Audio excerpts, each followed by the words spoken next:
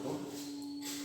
আমি মোহাম্মদ আহসানুল্লাহ, সহকারী শিক্ষক, বেঙ্গুরা কেটিকার বালিকা উচ্চ বিদ্যালয়, বোয়ালখালী, চট্টগ্রাম। প্রিয় শিক্ষার্থীরা, অনলাইন ক্লাসে তোমাদেরকে স্বাগতম। আমি আজ অনলাইন ক্লাস আসছি নবম শ্রেণীর হিসাব বিজ্ঞান নিয়ে। আমার আজকের সাবজেক্ট হিসাব বিজ্ঞান, লেনদেন। আমি আজকে লেনদেন হিসাব বিজ্ঞান অর্থাৎ দ্বিতীয় অধ্যায় লেনদেন। প্রিয় শিক্ষার্থীরা, আমরা জানি এই পৃথিবীতে প্রত্যেক দিন আর্থিক অনেকগুলো ঘটনা ঘটে থাকে। আর্থিক যে সমস্ত ঘটনা ঘটে এবং ব্যবসায়ের পরিবর্তন ঘটে, অর্থের অবস্থার পরিবর্তন হয়, সেগুলোকে আমরা লেনদেন বলব। প্রথমেই আমরা জানি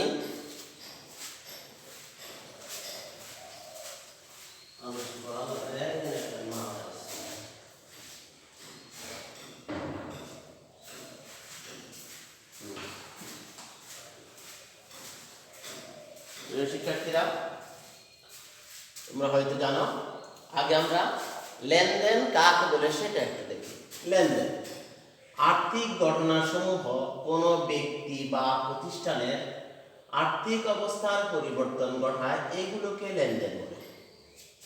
তাহলে কোনো ব্যক্তি বা প্রতিষ্ঠানের অর্থের পরিবর্তন ঘটালে সেগুলোকে আমরা লেনদেন বলি।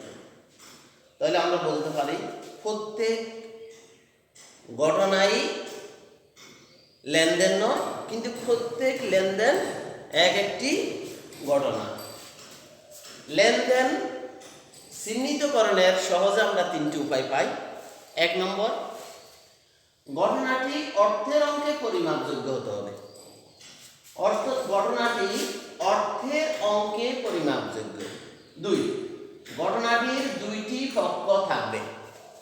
ঘটনাটির দুইটি পক্ষ থাকবে। 3, আর্থিক অবস্থা বা হিসাব সমীকরণের পরিবর্তন করবে। তাহলে আমরা কয়টি পক্ষ পেলাম? 3টি উপায় পেলাম, যেটি লেনদেন। লেনদেন আমরা 3টি উপায় পেলাম।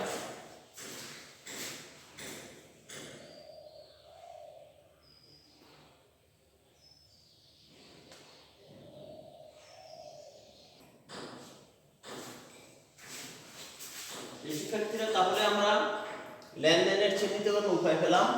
এবার আমরা হিসাব সমীকরণের মাধ্যমে লেনদেনগুলো একটু শনাক্ত করি। হিসাব সমীকরণ A = L + E। তাহলে কি পেলাম? A = L + E। তাহলে A তে অ্যাসেট বা সম্পদ, L তে লায়াবিলিটিস বা দায়, E তে ইকুইটি বা মালিকানা সত্ত্ব। আর আমরা A তে অ্যাসেট সম্পর্কে একটু বলি। অ্যাসেটগুলো কি? অ্যাসেট এগুলো ব্যবসায়ের মালিকানাধীন থাকে। এগুলো ব্যবসায়ের মালিকানাধীন থাকে, যেমন যন্ত্রপাতি, আসবাবপত্র, নগদ, তহবিল ইত্যাদি। এগুলো মুনাফা অর্জনে সহায়তা করে। শিক্ষার্থী, তাহলে আমরা অ্যাসেটগুলো বুঝতে পারলাম। যন্ত্রপাতি, আসবাবপত্র, নগদ, তহবিল ইত্যাদি, এগুলো মুনাফা অর্জনে সহায়তা করে। 2, লায়াবিলিটিস বা দায়, যেটা আমরা এম পেলাম, লায়াবিলিটিস দায়, অর্থাৎ ব্যবসায়ের কতগুলো দায় থাকে, সেটা ব্যবসায়ের মোট সম্পদের উপর তৃতীয় পক্ষের পাওনা। ব্যবসায়ের মোট সম্পদের উপর তৃতীয় পক্ষের পাওনা, যেমন ঋণপত্র, পাওনাদার, পদেয়বিল, নোট, ব্যাংক জমাতিরিক্ত, বকেয়া খরচ, অগ্রিম আয়সমূহ ইত্যাদি। এগুলো আমরা লায়াবিলিটিস বা দায় হিসাবে শনাক্ত করি। প্রিয় শিক্ষার্থীরা, আরেকটি আছে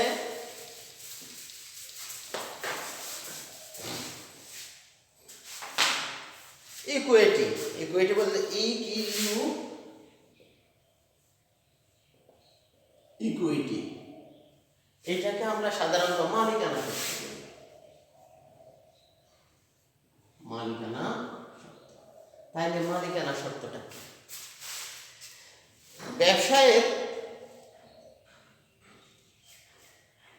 মোট সম্পদের উপর মালিকের পাওনা। ব্যবসায়ে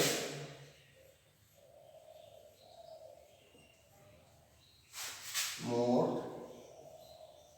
সম্পদের উপর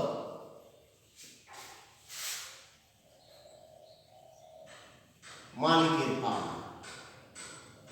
তাহলে মালিকের ব্যবসায় পাওনা, যেহেতু মালিক তো থাকবেই, মালিকের পাওনা যেমন মূলধন, যেমন মূলধন, অতিরিক্ত মূলধন, অতিরিক্ত মূলধন,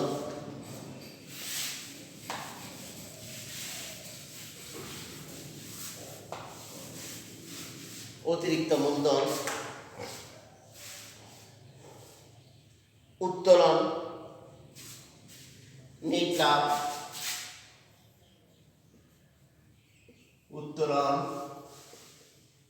নেট লাভ ইত্যাদি। প্রিয় শিক্ষার্থীরা, তাহলে আমরা লেনদেনকে শনাক্ত করবো আমরা তিনটি উপায় পেলাম। হিসাব সমীকরণের পরিবর্তনে কি হয় সেটা পেলাম, অর্থাৎ A = L + E। তাহলে আমাদের এই তিনটি কাজটা একটি লেনদেনের মাধ্যমে পরিবর্তন হবে। কি? এতে অ্যাসেট সম্পদের পরিবর্তন হবে, লায়াবিলিটিসের পরিবর্তন হবে, এর পরিবর্তন হবে। প্রিয় শিক্ষার্থীরা, আশা করি তোমরা আজকের টপিকটা বুঝতে পারছো। লেনদেন কি, লেনদেন চেনার উপায় এবং সমীকরণের মাধ্যমে লেনদেন চেনার উপায়। প্রিয় শিক্ষার্থীরা, তোমরা বাড়িতে একটি কাজ করবে, বাড়িতে যে কাজ করবে কাজটা হলো লেনদেন চেনা উপায় ও সমীকরণের প্রভাব, সমীকরণের প্রভাবগুলো দেখে আসবে। তাহলে বাড়িতে লেনদেন চেনা উপায় ও সমীকরণের প্রভাবগুলো দেখে আসবে, দেখে আসবে বা লিখে আনবে, লিখে আনবে।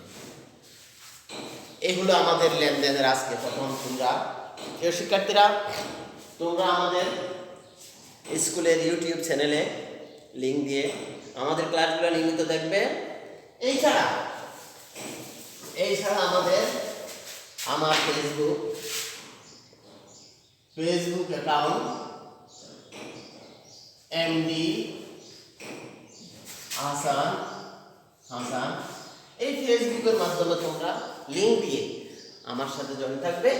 আমি নবম শ্রেণীর হিসাব বিজ্ঞানটা খুব সহজেই তোমাদেরকে প্রথম থেকে সিলেবাস যতটুকু আছে আলোচনা করব। কোভিড মহামারীতে প্রিয় শিক্ষার্থীরা, তোমরা ঘরে থাকো, সুস্থ থাকো, ভালো থাকো এবং নিয়মিত অনলাইন ক্লাসগুলা ফলো করো। আশা করি তোমরা সহজে হিসাব বিজ্ঞানটা বুঝতে পারবে। সবাইকে ধন্যবাদ। আল্লাহ হাফেজ।